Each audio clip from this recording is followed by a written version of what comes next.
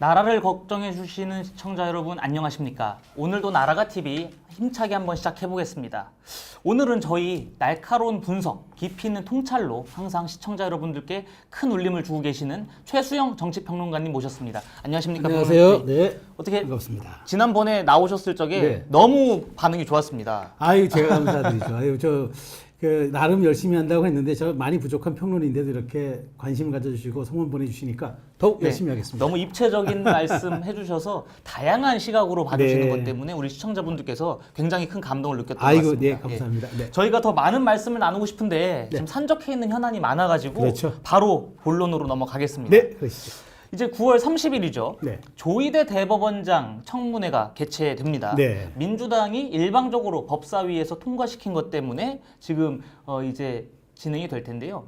그 법사위에서 통과시킨 청문회 자체도 당 지도부와 상의가 없었던 것 아니냐 네. 이런 의심이 계속 나오고 있고 네. 김병기 원내대표도 당과 상의가 없었다라는 걸 공식적으로 밝히지 않았습니까? 네. 이렇게 지금 그러니까 정식 명칭이 대법원장 대선 개입 의혹 긴급 청문회입니다. 긴급 청문회인데 네. 과연 이 사안을 가지고 긴급으로 할 필요가 있었느냐라는 비판이 지금 빗발치고 있고 거기에 지금 조희대 대법원장이 불출석 의사를 밝혔고 네. 똑같이 증인으로 소환된 다른 대법관들과 법관들도 불출석하겠다라고 네. 지금 의사를 밝혔는데 이 부분은 좀 어떻게 보고 계십니까? 자, 심지어 그때 이 사람들이 민주당 사람들이 이 얘기를 하는 거잖아요. 5월 1일 날 왜 이재명 당시 대표에 대한 후보에 대한 네. 유죄 취지 파기 환송을 내렸느냐. 근데 그때 그걸 반대했던 박능구 대법관인가요? 그다음에 오경미 대법관. 네. 이 두 분도 지금 안 나오겠다는 네. 거예요. 이 두 분이 왜 안 나오겠다냐면 재판의 판결에 이르는 심증과 거기에 우리가 판단을 내리는 과정들을 이걸 낱낱이 국민 앞에 공개한다는 거는 이게 바로 상권분립에 위반하는 거고 그 사법부 독립 정신에 반하는 거기 때문에 내가 나오지 않겠다고 네. 했습니다. 자, 진보 계열의 이 대법관들도 여기 대해서 있을 수 없는 일이라고 얘기하는데 하물며 대법원장이 헌정사일에 한 번도 국회에 출석하지 않은 대법원장이 출석시키겠다. 그런데 더더군다나 법사위가 밝힌 이번 청문회 제목이 대선 개입 의혹 긴급 청문회입니다. 네. 그러니까 대선 개입이 되었다고 의혹이란 단어를 붙였는데 사실상 심증이 있다는 얘기를 하는 거잖아요. 그럼 대법원장이 여기 나와서 해명을 해야 된다는 건데 생각해 보십시오. 대법원이 판결 내린 사안에 대해서 대법원장이 나와서 해명을 한다? 자, 그럼 앞으로 건건이 민주당의 입맛에 맞지 않는 판결이 나오면 청문회 불러가지고 계속 앞으로 물을 겁니까? 이게 사법부 독립입니까? 저는 이렇게 정치화된 사법부를 만들겠다고 하는 민주당의 시도가 결국은 정치의 실패를 저는 이야기하고 있는 거다. 시인하는 거다. 왜냐? 되돌아가 볼까요? 5월 1일 날 어떤 일이 있었냐면은 민주당의 지금 원내대표죠. 김병기 원내대표 당시 의원이 유죄 취지 파기환송 판결이 나갔을 때 페이스북에 이런 글을 올립니다. 이것들 봐라. 한 달만 기다려라. 그래서 6월 3일 한 달이 지났습니다. 이재명 대통령이 당선됐죠. 그로부터 지금 2달이 좀 더 지났습니다. 바로 그때부터 아주 맹렬하게 조희대 대법원장에 대한 공격이 시작된 겁니다. 돌이켜본다면 지금 김병기 원내대표가 난 우리가 몰랐어요. 그런 말이 약간 약속되는 같은 느낌도 그래서 주는 거고 당시 김병기 의원이 했던 말이 있으니까 그 다음에 여기에 대해서 그 정청래 대표는 대법원장이 뭔데? 라고 얘기합니다. 그러니까 이게 어찌 보면 정교한 메커니즘에 의해서 돌아가고 있다는 걸 얘기하는 거죠. 그러니까 이렇게 집요하게 아주 반복적으로 그리고 모욕적인 언사와 방식으로 대법원장을 욕보이겠다? 저는 정치화된 사법부를 만들겠다는 민주당의 의도가 드러난 거기 때문에 이 부분은 사실 30일 청문회가 되진 않겠지만 민주당이 오히려 이걸 출구 전략을 짜지 못하면 이게 더 부담스러울 거다. 왜냐하면 이걸 그러면 민주당 의원들끼리 앉아서 서로 쇼하나요? 열린공감 TV도 안 나오는데 최초 주장했던 이걸 어떻게 처리할지가 민주당의 지도부에 영향을 가늠하는 시금석이 될 것이다. 저는 오히려 그렇게 봅니다. 그러니까 말씀하신 것처럼 저희가 지난 5월 달 상황을 한번 좀 네. 복기해 볼 필요가 있을 것 같습니다. 5월 1일 날 대법원에서 이재명 당시 후보의 공직선거법 대법원 선고를 기일을 잡으니까 그렇죠. 당시 민주당과 당시 이제 범야권이죠. 환호했죠. 범야권에서 환호를 했습니다. 네. 이렇게 빨리 선고를 잡은 것은 이재명 당시 후보를 향한 무죄 확정 판결을 내릴 그렇죠. 것이다. 네. 라면서 굉장히 환호를 했습니다. 네. 그러다가 막상 대법관 12명 중에 10명 압도적 다수의 찬성 의견으로 유죄 취지 파기환송을 하자마자 조희대 대법원장을 공격을 하기 시작합니다. 그렇죠. 저는 참 이런 걸 보면서 낯짝이 이렇게 두꺼워도 이렇게 두꺼울 수가 있나 네. 이런 후한무치를 좀 본 적이 없습니다. 그러니까 이제 제가 아까 말씀드린 대로 설령 그게 조희대 대법원장에 대한 이 청문회를 법사위원장 추미애 위원장이 해서 우리는 몰랐다고 해도 문제고 알았다고 약속대로 했다면 더 큰 문제인 거예요. 그러니까 몰랐다고 하면 지도부의 무능이고 알고도 몰랐다고 하면은 알고도 모른 채 했다고 하면 대국민 사기극이거든요. 그러니까 이건 민주당 지도부의 무능이거나 아니면 비열한 책동이거나 둘 중 하나입니다. 그러니까 이 부분은 제가 보기에 어떤 형태든 피해갈 수가 없어요. 그 어떻게 민주주의는 무너지는가라는 책을 쓴 레비츠키 이 교수가 내용이 뭐라고 했냐면 민주주의가 무너지는 방식이 이게 굉장히 재밌어요. 점진적으로 그다음에 감지하지 못하게 심지어 합법적으로 진행된다고 했는데 딱 이겁니다. 근데 우리가 많이 이제 이런 나라들이 이제 사법 권력을 공격해서 무너뜨린 민주주의가 무너뜨린 남미의 나라들을 보면은 지금 진행되는 맛이 너무 흡사해요. 그래서 충격적이에요. 그리고 대법관 진영을 뭐 헌법재판소도 바꾸고 대법관 제도도 바꿔서 이것을 자기 진영에 유리하게 하는 이른바 코트 피킹 방법으로 이제 이걸 해 나가는데 저는 지금 이게 우리나라에서 벌어질 거라고 상상을 못 했는데 저는 그래서 그 5월 1일 날 김병기 당시 의원이 이것들 바로 한 달만 기다리라 했을 때 설마 이거는 저는 뭐 엄포용이라고 생각을 했어요. 그런데 지금 보면 엄포용이 아니고 이분이 지금 원내대표예요. 그렇다면은 제가 아무리 그 지도부가 부인한다고 하더라도 제가 합리적 의심하는 게 그렇게 사법부를 맹렬하게 공격하자고 했던 신호를 보낸 분들이 결국에는 지금 다 당의 지도부가 됐기 때문에 아무리 여기에서 이격거리를 두고 우리가 아니라고 얘기를 하지만 저는 이게 약간 의도된 것이다. 자, 그렇다면은 민주당이 지금 어떻게 얘기합니까? 내란 종식 얘기하는데 아직 내란 사실 형 확정도 안 됐어요. 재판이 진행 중인데 자, 그럼 민주당이 얘기하는 이 사법부에 대한 이 형해화나 무력화가 정말 내란 종식을 그들이 얘기한 내란 종식을 위한 건지 지금까지 어떤 개인적인 원한에 대한 한풀이라는 건지 아니면 좀 더 나아가서 사법부 장악이라는 어떤 정무적 판단에 의한 시나리오를 짜는 건지 이게 구분이 안 되는 거예요. 그러다 보니까 민주당 지지층에서도 혼선이 빚겠지만 지금 자꾸 여러 가지 지지율에서 민주당이 빠지는 이유가 중도가 이게 믿고 맡길 정권이 아니구나. 뭔가 위험 신호가 감지되고 있다는 걸 느끼는데 저는 그 부분이 사법부 장악에 더 속도감을 붙일수록 이완된 속도는 더 빨라지기 때문에 민주당이 이런 어떤 그 괴리와 국민들로부터 격리를 어떻게 감당해 낼지가 이제부터 큰 과제다. 저는 이제 눈앞에 보입니다, 사실 이게. 그러니까 민주당에 묻고 싶은 겁니다. 만약에 지난 5월 1일에 이재명 후보를 향해서 대법원에서 무죄를 확정했다면 이렇게까지 사태를 크게 키울 것이냐? 전혀 아니거든요. 전 조희대 대법원장을 차기 대선 후보로 영입하지 않았을까요? 저는 민주당이 그런 어떤 정말 어떻게 보면 표리부동한 네. 이런 모습들, 그 다음에 정말 자신들의 이익과 어떤 상황에 따라서 아주 표변하는 이런 모습들이 이게 진짜 대의민주주의 기관에서 위임받은 정당 집단인가 아니면은 이게 정말 정권이라는 데 혈안이 된 정말 이거는 정파적인 그 정말 뭐 정권 탈취 집단인가 헷갈릴 때가 지금 많은데 저는 어쨌든 이렇게 지금 민주당이 배출한 이재명 대통령은 협치 실용 얘기를 하면서 실제 당 지도부는 이렇게 집요하고 모욕적이고 반복적으로 국민의 사실 사법권을 위임받은 대법원장을 공격하는 거. 박지원 의원의 말이 저는 굉장히 막 가슴에 걸리는 게 이렇게 불출석하는 대법원장 향해서 오만방자다 네. 얘기하면서 그래요. 우리는 국회 출석하는 대법원장의 모습을 보고 싶다 이렇게 얘기합니다. 그러니까 저는 본질이 거기에 있다고 봐요. 그러니까 박지원 의원이 정치 무단이지만 가끔 너무 솔직하게 속내를 드러내는데 너 나와서 우리 본질에 관계없이 망신 좀 당해야 되겠어. 너 모욕 줘야 되겠어라는 게 어쩌면 기저에 깔려있는 본질 같다는 생각이 드니까 저는 뭐 대법원장이 이번 불출석 사유서에 그렇게 얘기했어요.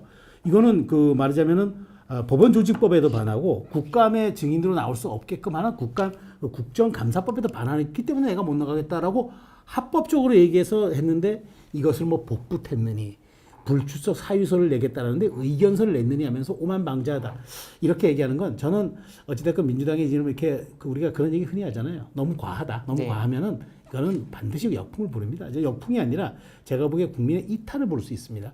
저는 이 사법부에 대한 공격이 더 거세질수록 민주당에 대한 이탈 속도는 더 빨라질 거기 때문에 저는 이것은 제가 이건 이렇게 하면 안 되지만 우리 오히려 보수가 또다시 빨리 정비할 수 있는 길도 혹시 열어주려고 하는 것이 아니냐. 저는 이런 사실 생각까지 들 정도입니다.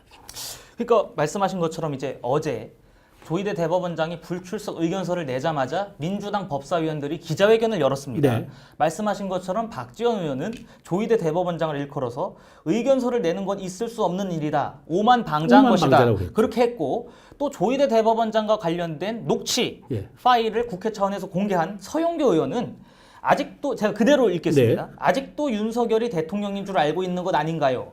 출석하지 않는다면 조희대는 구린 게 있는 것이고 라고 얘기를 했습니다. 구린 게 있다라는 표현을 했습니다. 현직 대법원장을 향해서. 그러니까 아니 시정잡배도 아니고 구리다, 오만방자하다 이런 얘기들 하는 것은 그러니까 이게 그렇게 아주 저열한 공격을 하는 본질에는 제가 아까 얘기했잖아요. 한 달만 기다려라. 그게 저는 가장 핵심이라고 봐요. 제가 어렵게 얘기하는 제가 보도 채널에서도 이 워딩을 인용을 했어요. 왜냐하면 이건 너무 그때 제가 충격을 받은 거기 때문에 이것들 봐라. 한 달만 기다려라. 물론 그 이후에 그 내리긴 했어요. 근데 저는 그게 제 눈으로 의심할 정도였는데 실제 지금 석 달 후에 벌어지는 일은 상상을 불허합니다. 저는 이렇게까지 정말 저열하고 모욕적이고 집요하고 반복적일 줄 상상을 못했어요. 그리고 이게 지금 사실상 지도부가 제가 보기엔 짜고 치는 겁니다. 이게 약속 대련이지 어떻게 이거를 정말 몰랐을까요? 최소한 이런 건 있을 거예요. 추미애 위원장이 지도부의 의중을 알았겠죠. 서로 교환하진 않았더라도 당신들 이거 바라지 않냐? 이거 바라지 않아? 이걸 이제 우리 이제 그 한자 성어로는 불감청 고소원이라고 하죠. 감히 청하진 않지만 사실은 내가 바라던 바입니다. 이런 얘기인데 그걸 감지했기 때문에 육선 의원이니까 얘기한 거예요. 지금 이렇게 무도한 그 조희대 청문회에 대한 공격은 뭐 모르겠습니다. 일각에서 뭐 조희대 몸집을 키워준다 이런 차원이 아니라 정말 우리가 후진국으로 가느냐 다시 그나마 우리가 정말 지난 70년간 이루어온 정치 선진국을 발돋움하느냐 기로에 서 있다. 왜냐하면 사법 독립이라는 가장 고유하고 본연의 가치를 우리 스스로 부정하느냐 우리 스스로 이것을 계속 이어가느냐 이 기로에 섰기 때문에 민주당이 여기에 하고 안 하고는 이거는 정파의 선택이 아니라 저는 민주주의가 살아남느냐 살아남지 못하느냐를 가름하는 중요한 분수령이 될 것이다. 이렇게 봅니다. 그러니까 지금 민주당에서 계속 이야기하는 것은 조희대 대법원장이 한덕수 전 총리 등과 오찬을 하면서 네. 이재명 후보의 사건이 대법원으로 올라오면 알아서 하겠다. 이렇게 해가지고 지금 정치 개입했다. 이런 의도거든요. 이런 그렇죠. 의도인데 사실 5월 1일이라고 하면은 윤석열 전 대통령 탄핵 선고가 난 이후고 그렇죠. 누가 보더라도 정권 교체는 기정사실화되어 있었던 그렇죠. 현상 네. 아니겠습니까? 네. 그런데 그 당시에 진짜 조희대 대법원장이 정치에 개입하려고 했다면 당시에 이제 정치권에서 분출하던 파기자판 요구를 받아들여서 이재명 후보의 대선 출마 자체를 박탈하지 않았겠습니까? 그렇죠. 아니 차라리 개입하려 했으면 가장 깔끔하게 물론 선례도 없었고 많은 사례도 없었지만 파기자판을 통하면 그것도 적법이에요. 네. 적법. 그때 표현은 합리적으로 그러니까 합법적으로 하는 거예요. 그랬으면은 뭐 거세게 정말 내전까지는 가지 않았더라도 그런 양상을 빚어졌더라도 조희대 대법원장이 자기 할 일을 했을 겁니다. 정말 그랬다면 그들이 주장하는 이재명은 내가 정리한다. 그가 맞겠죠. 그렇죠. 근데 그러지 않았잖아요. 생각해 보시면은 대법원장 3부 요인입니다. 한덕수 총리는 권한대행은 국가 그때 원수에 준하는 신분이었습니다. 일정이 국가 행사고 경호가 따라 붙고 모든 것이 사관의 기록에 남습니다. 오차는 어디서 했고 누구랑 했고가.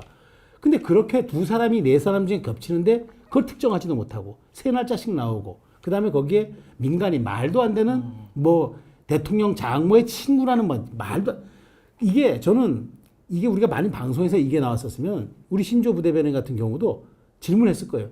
그게 상식적으로 말이 된다고 검증하셨습니까?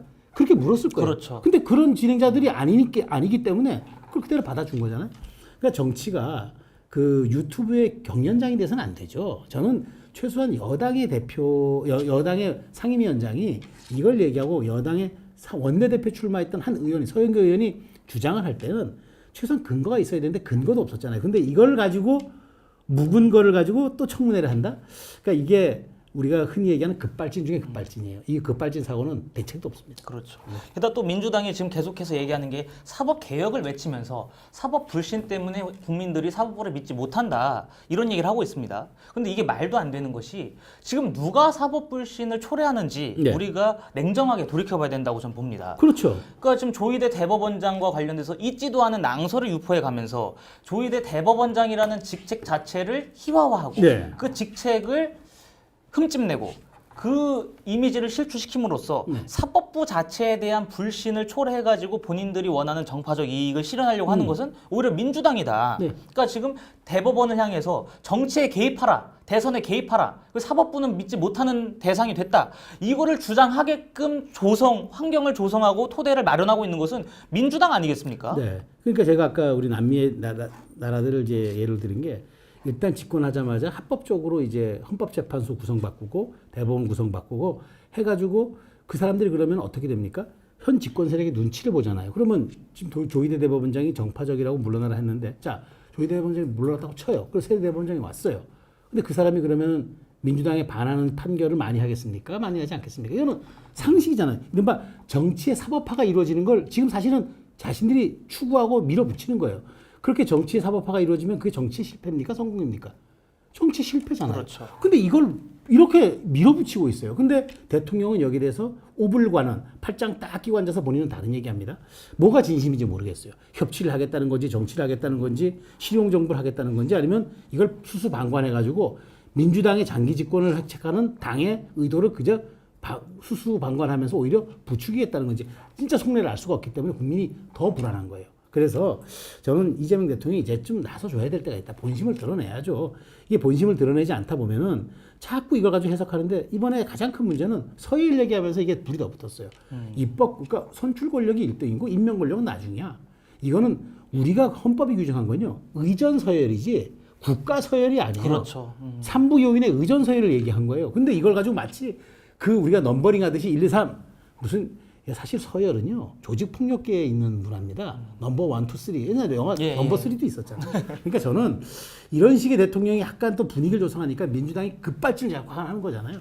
대통령의 진심을 보고 싶습니다. 정말 정치를 복원하시겠다면 복원해 주십시오. 저는 아무리 그래도 이제 집권 초기이기 때문에 뭐 개딸들의 난장판이 되든 개딸들이 아무리 당을 어지럽혀도 그래도 그 개딸의 원조가 이재명 대통령 아닙니까? 그러면 이 정도 수습하셔야지 이런 식으로 대법원장 대선 개입 의혹 청문회까지 해서 보복성으로 비춰지게 되면 앞으로 대통령의 국정에 대한 동력도 사라집니다. 국민의 신뢰가 결국 자산인데 그걸 다 저버리고 어떻게 정치하시겠습니까? 저는 오히려 이제쯤 거두어야지. 원래 우리가 그래요. 출구 전략을 잘 짜야 됩니다. 우리가 그 군대 병법에서도 전진하는 군대는 큰 문제가 없지만 군대가 후퇴할 때 거기에서 그 군대 실력이 드러난다고 했어요. 저는 민주당이 지금쯤은 이 출구 전략을 짜지 않으면 정말 오히려 걷잡을 수 없는 소용돌이로 빠져들 겁니다.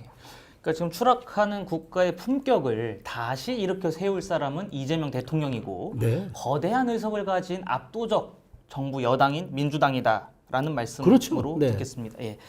저희가 이렇게 정치적인 사안이 계속되고 있는 와중에 이제 주말 사이에 국가정보자원관리원에서 화재가 발생했습니다. 초유의 전산망 마비 사태를 지금 겪고 있는데 김민석 총리와 이재명 대통령은 국민께 송구하다라는 입장을 밝혔습니다. 그런데 지난 2022년 카카오톡 그리고 2023년 행정망 마비를 우리가 이미 겪은 바가 있지만 이러한 비상사태에 대비할 만한 시스템이 전무한 그런 것만 드러난 상황인데 네. 이 부분은 좀 어떻게 보셨습니까? 저는 우리 국민들께서 국가정보자원관리원 혹시 아셨어요? 난 몰랐어요. 몰랐습니다. 예. 아니 이렇게 생소한 기관 하나가 불이 났는데 국가가 마비돼? 이게 대한민국인가? 21세기에? 지금 많은 국민들이 그걸 놀라실 거예요. 네. 국가정보자원관리원. 저는 이게 행안부 산하인지도 몰랐어요. 네. 혹시 이게 과기부 산하인지. 이게 뭐 어디 총리실 산하인지. 근데 이게 한번 터지고 나니까 국가가 사실상 마비됐어요. 제가 보기에 지금 우리가 흔히 얘기하는 뭐 일상의 문제가 있다는 게 아니라 실제 지금 유학을 가려고 이미 합격돼서 일본에 가려고 하는 학생이 지금 보니까 여권 4번을 보내야 되는데 이게 지금 택배로 안 가는 거예요. 그럼 입학이 취소된대요. 재수해야 된대요. 이런 일들이 지금 벌어지고 있어요. 그리고 여기뿐만입니까? 지금 뭐 은행 창구에 몰려서 내가 맞다고 하고 있고 그다음에 택배 이런 게 사실은 뭐 지금 뭐 추석 전이긴 하지만 그게 중요한 게 아니라 비대면으로 하던 게 모든 게 대면으로 해야 돼요. 다시 말하면 석기 시대로 돌아간 겁니다. 그러니까 이재명 대통령이 뭐라 했죠? AI의 그러니까 수도는 서울이 될 것이다. 뭐 전자정부 그다음에 가서 디지털 강국 얘기했는데 아날로그 정부의 민낯이 나타난 거예요. 근데 이게 뭐 3시간 만에 복구한다? 근데 지금 이게 뭐 3시간이 아니라 열흘이 지나도 지금 다 복구 안 될 거라는 2주가 걸린다 그 그러더라고요. 열흘이 지나도 안 된다는 얘기가 지금 전문가들에게 맞아요. 더더군다나 이걸 가지고 이제 초반에 저는 뭐 대통령 사과가 있습니다만 민주당이 어떻게 했습니까? 현장에 갔는데 조국 혁신당하고만 가요. 둘이 가가지고 따로 검증합니다. 가서 얘기하니까 이거 윤석열 정부가 예산 깎아서 그랬다. 예산 안 줘서 그랬고. 생각해 보십시오.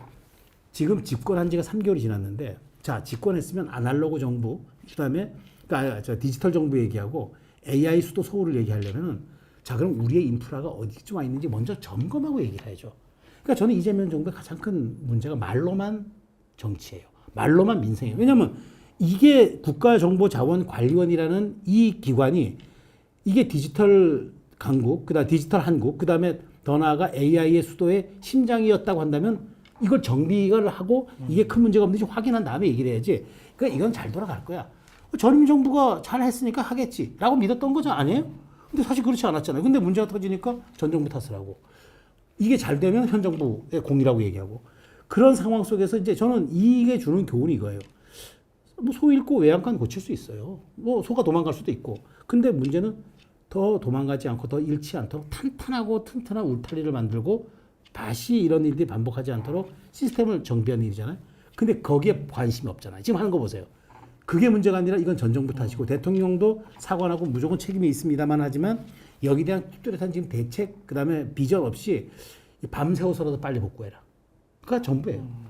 자, 저는 지금 뭐 국가 비상 뭐 그 안보위원회 뭐 열어 가지고 대통령 챙긴다는데 제가 보기에 실제로 지금 여기에 전문 인력도 없는 것 같아요. 그렇기 때문에 물론 저도 지금 더 전문성이 있었다면 좀 파고들겠지만 제가 아는 상식으로는 대통령이 이렇게까지 뭐 유엔 총회 연설을 하고 뭐 하고 하는 이게 중요한 게 아니라 이런 기초적인 우리 인프라조차 확인하지 않고 접근했다는 거 이게 말로만 정치, 말로만 민생의 정부의 이게 한계를 드러낸 것, 민낯을 드러내는 게 아닌가 싶어서 다른 건 혹시 어떨까? 그게 우려스러운 거죠. 그렇죠. 이것만 이럴까? 예. 저는 그래서 굉장히 이 부분이 앞으로 이재명 정부의 역량을 시험하는 검증대에 전 들게 한 사안이라고 봅니다. 그러니까 말씀하신 것처럼 예산과 관련해서는 사실 지난 정부 내내 이재명 민주당 대표와 민주당이 얼마나 예산 가지고 시비를 많이 그렇죠. 걸었습니까? 본인들이 삭감하고 싶은 건 다 삭감하고 했으면서 그래서 이제 삭감한 와서 거아니에요. 예산 편성 안 했다 이렇게 그러니까. 탓을 하는 것은 본인들도 직무유기를 한 거를 지금 입증한 자백했다. 거예요. 그렇죠. 아니 그러고 나서 대통령실 예상 빵원을 해놓고 자기들 하고 나서는 반 했어요. 그렇죠. 왜냐면 또 반이 지났으니까 6개월이 지났으니까 네. 그 사람들이 반한 거 가지고 아 자기들은 저 조금 하려고 하는 모양. 그게 아니라 6개월이 지나서 남은 6개월만 해야 되니까 네. 반 가져간 거예요. 근데 이번에 보니까 뭐 예산 얘기했다는데 그 예산 좀 들여다보자고 총무비서관 부르니까 못 보내겠다는 거 아니에요? 그렇죠. 지금 일각에서는 총무비서관 자리 바꾼다는 거예요. 오늘 그런 주장도 김현재 있더라고요. 총무비서관. 네. 네, 바꾼다는 거예요. 그러니까 생각해 보십시오. 그 예산 어떻게 썼는지 좀 들여다보자고 총무비서관 부르니까 못 보내겠다는 거잖아요. 이유를 열흘 만에 만들겠다는 거예요. 저는 거기서 뭘 받느냐. 이유를 열흘 만에 아까 우리가 알려주겠다가 아니라 어떤 이유를 만들겠다로 저는 딱 생각이 들더라고요. 제가 청와대 2년 반 근무했는데 총무비서관 정말 중요합니다. 이게 2급 이하의 행정관 인사 다 하죠. 그다음에 그 하다못해 대통령 시계 만드는 그 비용까지도 다 관장하고 그걸 어디에 배포할 건지도 다 총무비서관이에요. 그런 사람을 안 부른다? 그러면 껍데기 감사하라는 얘기잖아요. 실장 부르면 된다 그러는데 실장이 뭐라고 합니까? 구체적인 사람 부르면 그건 담당 비서관이 없어서 제가 뭐 이렇게 넘어갈 거잖아요. 자, 다시 얘기가 돌아오면은 그렇게 해서 본인들은 예산을 쥐락펴락하면서 이제는 그 예산 기능을 아예 총리실 산하에 갖다 놓고 대통령 산하에 갖다 놨어요. 부처를 없애버렸어요. 그렇게 예산은 독식하고. 근데 이렇게 작은 문제, 그러니까 뭐 사실은 국가정보자원관리원이 엄청나게 큰 사안이지만 그때 예산은 작아 보였겠죠. 그렇죠. 그때 깎아놓고 그걸 윤석열 정부가 깎았나요? 어쨌든 총량 예산. 제가 보기에 그 예산을 제가 들여다보진 않았지만 그걸로 편성이 된지 어쩐지 모르지만 정말 예산이 많이 깎이다 보면 일단 예산을 돌려막기 해야 되니까 그래서 자를 수도 있었던 거죠. 정상적으로 편성했으면 안 자를 수도 있었겠죠. 이거는 진위업을 들여다봐야 돼요. 그런데 그렇게 한때 민주당이 전 정부 탓을 한다? 이거는 정말 1차원적 내로남불이에요. 이건 좀 창피스러워서 말하기도 어려운데 그러다 보니까 대통령이 이거는 그렇게 해서 안 된다고 판단하니까 급하게 진화한 거예요. 저는 이재명 대통령이 그나마 빠르게 정치를 해보신 분이라 이렇게 빠르게 태세 전환한 건 좋은데 중요한 거는 진짜 이거를 앞으로 이런 일들이 안 나타나게 할 그 영향이 있을까? 그리고 제가 또 하나만 지적할까요? 네. 자, 이 주무부처가 행안부입니다. 근데 지금 행안부가 어떤 부서죠? 앞으로 수사기관 모든 게 그 밑으로 갑니다. 그렇죠. 수사기관 다 가죠. 국가정보자원관리나 생소한 기관도 거기 그 밑에 있죠. 지방자치대 다 관장하죠. 그럼 앞으로 행안부 장관은요 거의 대통령이 버금가는 거예요. 근데 지금 3개월 만에 이 두 달 된 장관 물러나라고 한다고 버티잖아요. 옛날에 이태원 참사 났을 때는 그렇게 이상민 장관 공격하더니 그럼 앞으로 행안부 장관요 모든 사안 앞으로 수사기관이 수사 잘못한 것도 책임져야 돼요. 근데 이렇게까지 권력 분산과 견제와 균형을 정말 못하는 거예요. 국가정보자원관리원까지 있는 이런 메모드급 행안부라면은 준 국가예요 이게. 이런 식의 편성. 그래서 제가 아까 우려스럽다는 게 뭐냐면 이런 식으로 공룡화된 걸 만들어 놓고 행안부장관 하나가 다 관리하라? 그게 관리가 될까요? 원래 분산과 균형이 정부의 원칙이잖아요. 그래서 제가 더 우려된다는 말씀을 드리는데. 그러니까 이 말씀하신 것처럼 이 사고는 분명히 막을 수 있었던 사고라고 좀 보입니다. 2023년에 행정망 마비가 있었는데 당시에 세월 지방행정정보 시스템 정부24의 민원 서비스 단 2개가 중단됐습니다. 네. 그런데 그 당시에 이재명 대통령, 그렇죠. 그러니까 당시 민주당 대표죠. 뭐라고 네. 했냐면 행정안전부 장관 사퇴해라 그렇죠. 그랬습니다. 예. 단 2개의 서비스가 중단이 됐는데 근데 지금은 전국 647개 정부 서비스가 중단됐습니다. 네. 비교도 할 수 없고 비교도 할수 그 없죠. 심각성과 규모는 이 2023년과 대조할 수가 없을 정도로 지금 심한 상황인데 행정안전부 장관 과연 사퇴시킬지 그 저는 부분은 안 시킨다고 예. 봐요. 그 자꾸 2달 됐다고 벌써 네. 이제 쉴드를 치잖아요. 근데 전 생각해 보십시오. 근데 이제 앞으로 행안부 장관이 한 달에 건건이 이런 일이 생길 거예요. 아까 지금 어마어마한 지금 그 앞으로 사법까지도 그 밑으로 다 들어가는데 이렇게 과연 방대한 시스템 장관 하나 관리할 수 있을까요? 그래서 저는 이건 분명한 시스템의 실패인데 왜 자꾸 전 정부 탓을 하느냐. 그리고 당시에는 정말 이건 일회성이었고 그다음에 금방 복구가 된 거지만 그것과 비교도 안 될 이런 사안을 가지고 전 정부 탓을 하고 1차원적으로 쉴드를 치는 거는 저는 민주당이 이제 집권을 사실 4번을 했잖아요. 김대중 정부, 그다음에 노무현 정부, 그다음에 문재인 정부 이렇게 4번째 오는데도 아직도 이렇게 남 탓하는 습성을 DNA를 못 버린 것 아닌가. 그러니까 지금도 가끔 보면은 야당 같아요.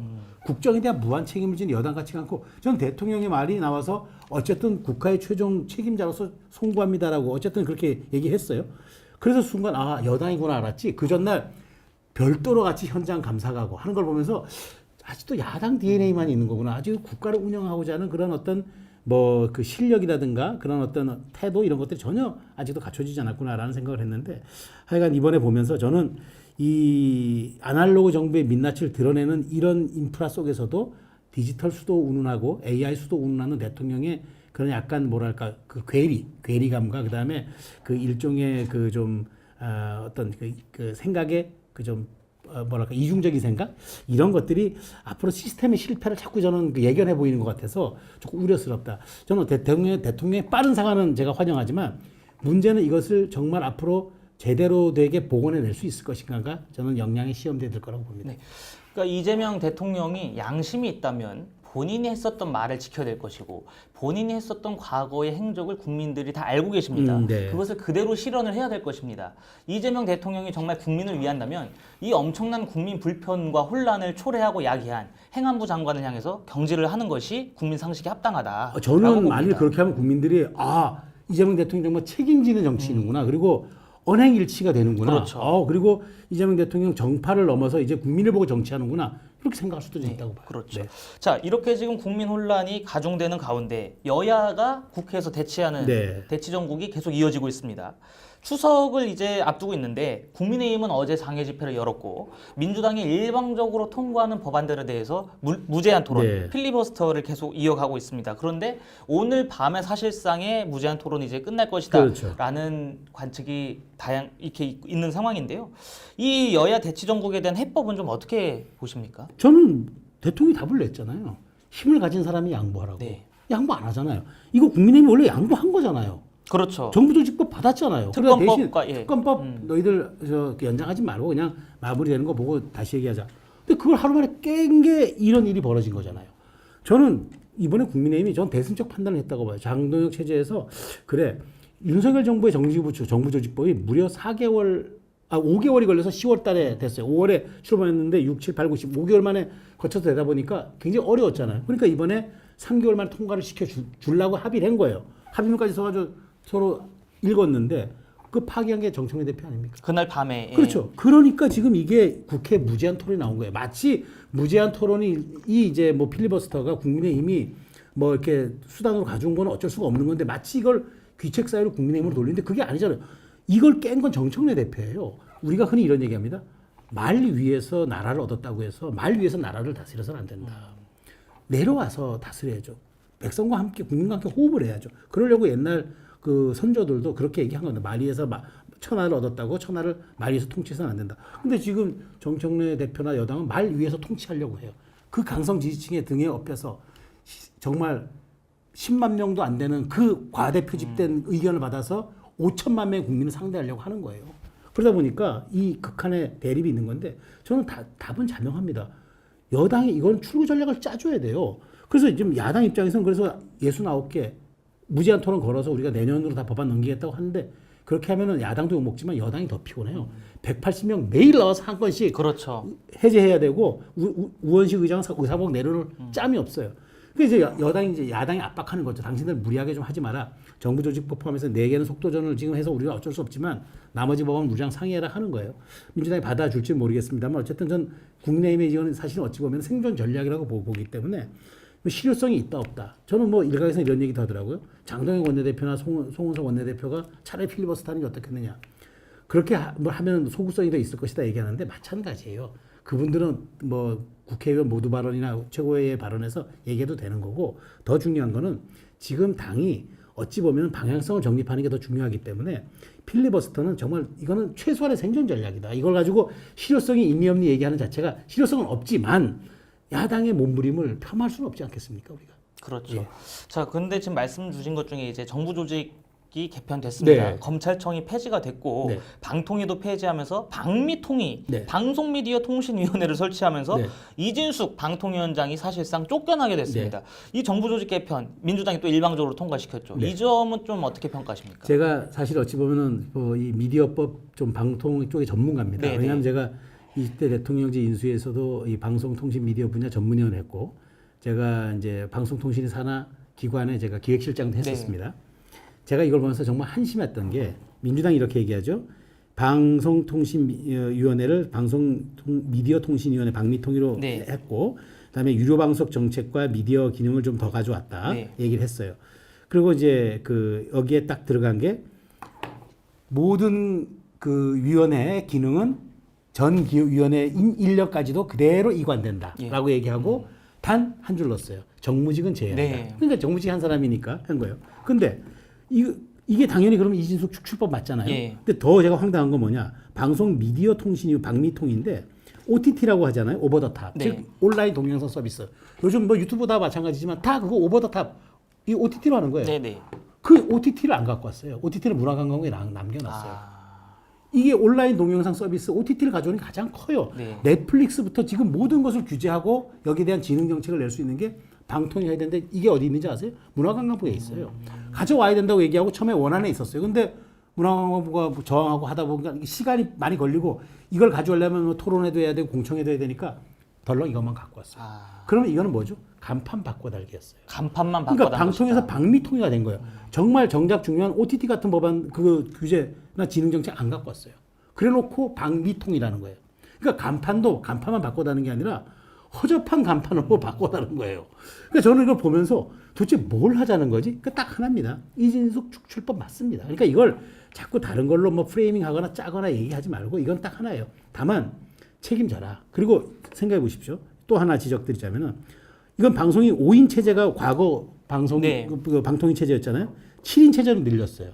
예. 7인 체제 늘려서 어떻게 됐죠?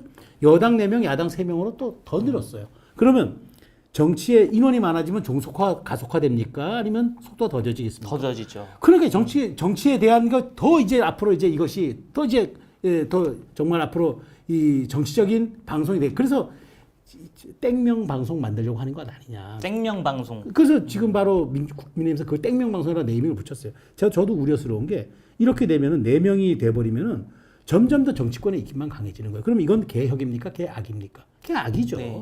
그러니까 저는 이 법안 하나, 뭐 다른 법안도 제가 뭐 드릴 말씀이 있지만 어쨌든 방미통일을 보면서 야 사람 하나 쫓아내려고 허접하게 짝이 없게 간판도 바꿔 다는구나.